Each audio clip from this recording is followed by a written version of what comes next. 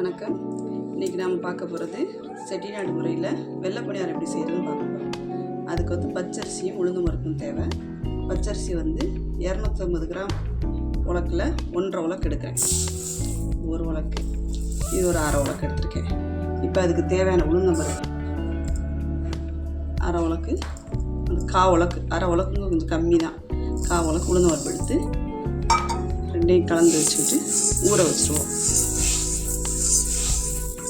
ஒரு அரை மணி நேரம் ஊற வச்சு கிரைண்டரில் போட்டு நல்லா மாவை ஒட்ட ஆட்டி எடுத்துகிட்டு வந்துடுவோம். மாவை ஆட்டிகிட்டு இருந்தாச்சு. இந்தளவு இருக்கணும் மாவு. ரொம்பவும் தண்டியாகவும் இருக்கக்கூடாது, ரொம்ப கெட்டியாகவும் இருக்கக்கூடாது. இந்தளவு கரெக்டாக அது ஊற்றுறது சரியாக வரும். ஸ்டவ் ஆன் பண்ணுறோம். இரும்பு சட்டியை வச்சு எண்ணெய் ஊற்றிடுவோம்.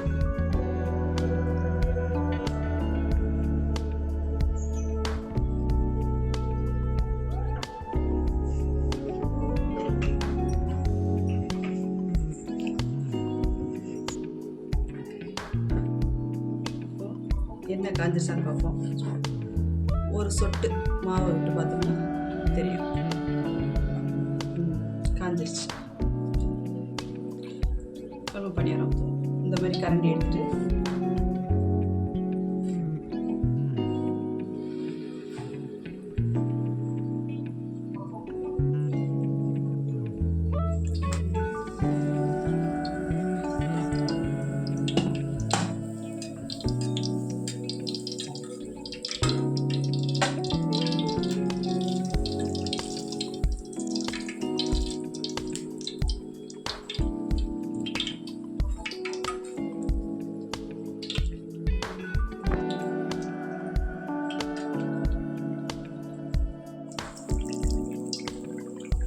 வெந்துருச்சு.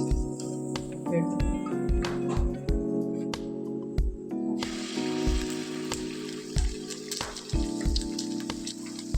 இந்த பக்கம் இடம் இருக்கு இல்லையா, என்ன ஊற்றிக்கலாம்.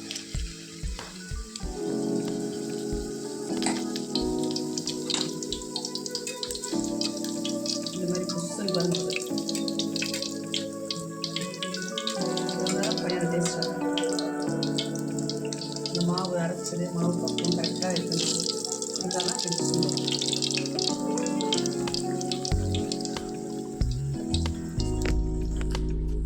இன்னொன்று கூட இந்த இடத்துல ஊற்றிடலாம்.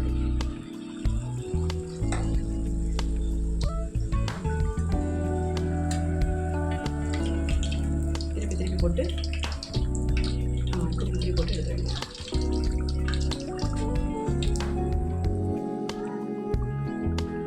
நல்லா எண்ணெயை வடிச்சுட்டு இந்த இடத்துல இன்னொரு பணியாரம் ஆல்ரெடி அது ஊற்றுல வெந்துட்டுருக்கு.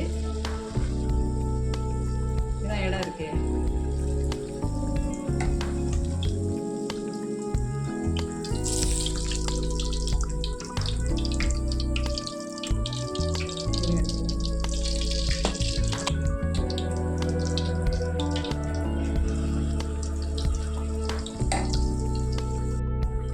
எல்லா மாவையுமே ஊற்றி எடுத்துருவோம்.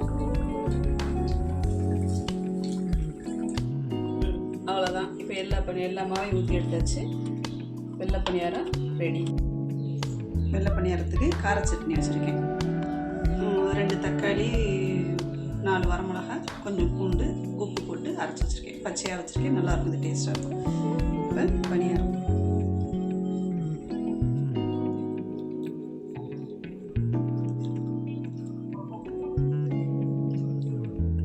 பணியாரத்துக்கு கார சட்னி தான் நல்லாயிருக்கும். நீங்களும் ட்ரை பண்ணி பாருங்கள். கண்டிப்பாக உங்களுக்கும் பிடிக்கும். என் சேனலை லைக் பண்ணுங்கள், சப்ஸ்கிரைப் பண்ணுங்கள். தேங்க்யூ.